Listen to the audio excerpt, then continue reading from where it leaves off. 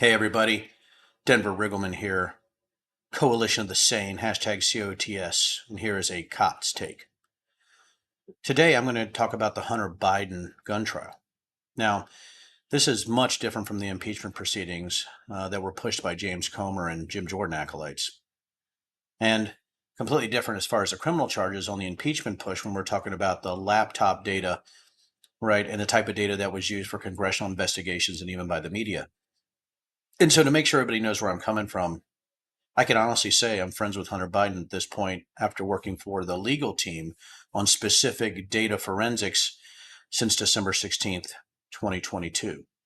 Now, at this point, we've already delivered all of our data based on the 4chan data and Marco Polo data that had no digital chain of custody, no forensics. And that's why you see the impeachment thing completely dying. Not only that, because of Smirnoff and the fact that you had disinformation being pushed to Congress and the FBI, right, and to media. And what we found with that, which is separate from the gun trial, but I just want to make sure everybody knows where I'm coming from, my relationship with Hunter.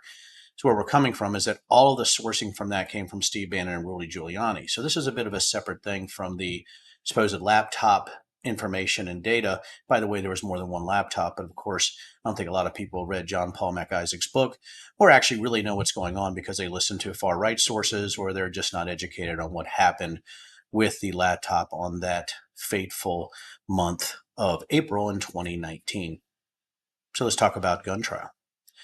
What I want to talk about is what would be the reaction if Donald Trump was being pushed by a Biden appointed judge. Now, you've already seen those reactions, right? If every judge is somehow tainted or somehow part of the globalist conspiracy theory or the Democratic conspiracy theory because they gave $25 to a campaign, or they're trying to identify each individual who might have been in Democratic politics, all that stuff is happening because they're screaming that this is a travesty.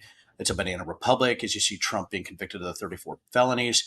And I want to juxtapose that with what you're seeing with Joe Biden and Hunter Biden and what Hunter's going through on his gun trial. Now, the first thing I want to say is Joe Biden just simply put out a statement that professed his love for his son, and he wasn't going to get in the way of any federal process or any federal court case for that matter. That's a pretty classy move. Now, I happen to also know that Joe Biden talks to Hunter Biden all of the time. There is a love between father and son there based not only on Hunter's addiction, but what Hunter's going through. And knowing Hunter, he's a pretty strong guy. I mean, he's been clean for 5 years? He has a brand new family. And from what I've seen from Hunter, he just wants to move on. He actually wants to have real employment. I've seen him in his painting studio. I've spent time with him there. And really, painting is therapeutic for Hunter. So I don't want to go too far into that because I just want people to know, again, as I baseline this comparison on the jury trial on what we're going through as Americans. And what you're seeing is breathless reporting about the Hunter Biden trial from the media and somehow comparing it or somehow making comparable to the Donald Trump trial, which is ridiculous. Hunter never ran for office. We already know that the impeachment crap or these supposed financial crimes are alleged from the impeachment committee is what I call them is crap. We know that. It's not going to happen. There's not going to be any impeachment of Joe Biden on data supposedly from the laptop or laptops because people need to read the John Paul MacIsaac book, right? That says that Hunter delivered 3 laptops that day. But again, people just don't know. They're lazy or the media just doesn't have the ability to actually convey the truth in a way that makes sense. But my goodness, we have a Trump-appointed judge that's overseeing the Hunter Biden case. And you would think, based on how the Trump acolytes acted and how people in Congress acted, that the Democrats would be screaming that a Trump-elected judge shouldn't be in charge of any case involving Hunter Biden. But what have you heard on that? Crickets. It's not happening. Now, listen, I know Hunter, as I've said. This crime, if he's found guilty, there's going to be punishment attached to it. My guess is you're not going to see any screaming or yelling from Joe Biden, the president, despite the love for his son, and he doesn't want him to fall back into addiction.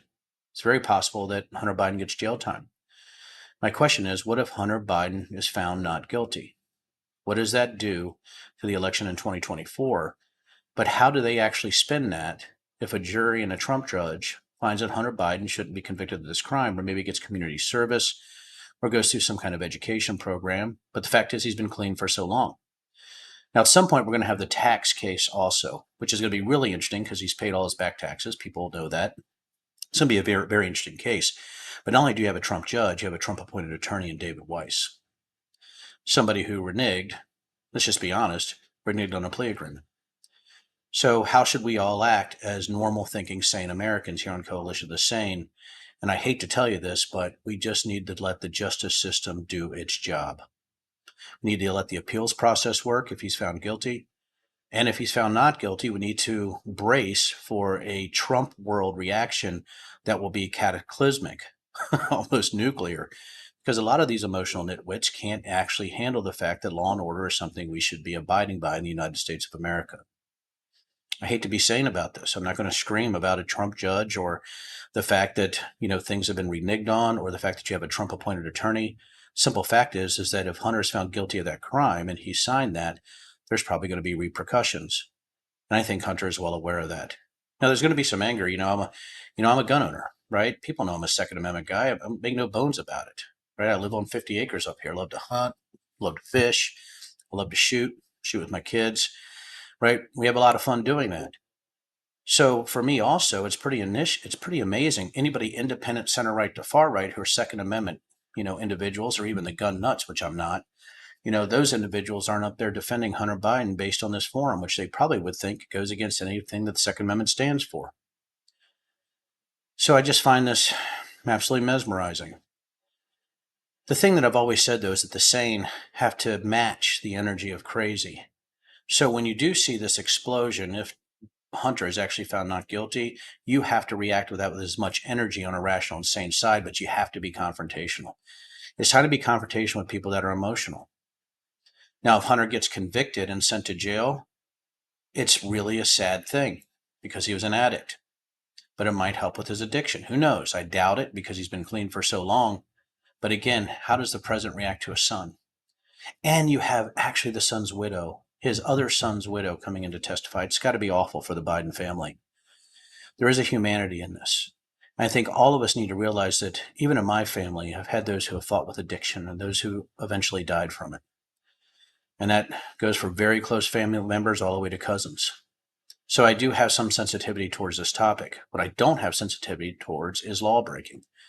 Now, if the law was broken, I think the Biden family is going to actually accept what happens in a jury trial of peers in a courtroom in Delaware. I really appreciate all of you. And, I know that the Hunter Biden trial, maybe you were hoping to hear something, egregiously crazy or screaming, but I don't scream on Coalition of the Sane. I try to present these facts in a way that's rational, that's data-based, but also aligns with American values. And American values is that we have an addict who did awful things when it came to, other individuals who actually confessed to it in his book, Beautiful Things, who fell apart after the death of his brother from brain cancer, and a father who loves his son, but also know there's a bigger law and order issue that's going on here. And that is President of the United States, he has to act in an honorable way. And that's much different than you're seeing from the Donald Trump ridiculousness, the insensitivity, the lack of intelligence, the histrionics, and the ignorance that comes from many people, not only in Congress on the GOP side, but also Donald Trump voters. So I appreciate you all very much. Let's watch how this plays out. And again, let's see what happens based on the verdict. Guilty with jail time, guilty with probation, guilty with community service, guilty with some kind of counseling, or not guilty. Let's see how each of those play out in the press. Let's hope that the media has a modicum of decency and they do their job and report on this honestly and don't do a compare and contrast with Trump's crimes because there is no comparison. Thank you. Let's get out there and let's everybody get to work.